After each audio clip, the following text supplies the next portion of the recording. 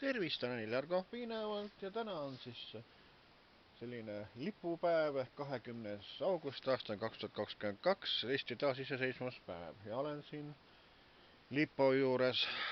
Täna peaksime kõik olema õnnelikud, rõõmsad, hoidma vabad kõik, aga mis sellest vabadusest tolku on, et kui meil on ikka nii sitad poliitikud ja nii siit poliitika ühesõnaga, et mis teevad selle elu elamisega ikka väga absurdseks, eriti just need inimesed, kes sotsiaalses staatuses on ühesõnaga, rikkad kulakud, neil ei ole häda mitte midagi, et neil rahad jooksevad ja neil pole sooja külma nii-öelda vaesemate inimeste muredest.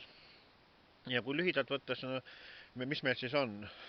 Meil on see taasiseseisvumise jooksul on eelmine aasta augusti lõpus valiti meil ju seda presidenti.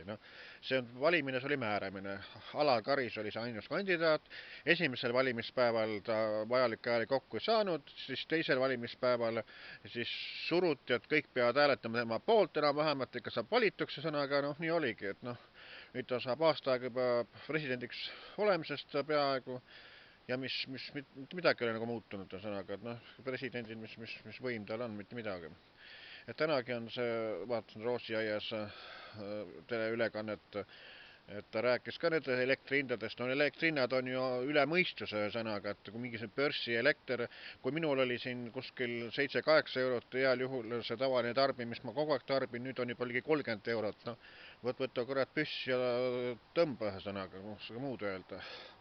Et see jama tuleb ära lõpetada sõnaga ja see poliitikud üldse, et alles see oli, kui Vabariigi Valitsus läks, eks ole, nii-öelda laiali, ministrit lasti lahti, peaminister astus tagasi, siis uuesti valitsus kokku ja ikka Kaja Kallas peaministriks, et mitte mingisugust muutus absoluutselt ei ole, et kõik on ühesugune pask, nagu ta siiamaani olnud ja sõnaga, et tahaks näha, kaua see jama kestab ja kuidas saab siis ilusa lipu all siis rõõmu tunda, kui niisugune pask elu meil on. Ei saa ju sõnaga, et see on üks rämps sõnaga ja rämpsiks ta jääb senikaua, kuni ükskord rahvas võtab mõistusse. Ja kui me valimegi sõnaga uut Riigikogu, siis osad ei lähe valimaks, sellepärast, et ta valivad nagu oma lemmikud või need, keda ta arvad, et keda oleks vaja valida.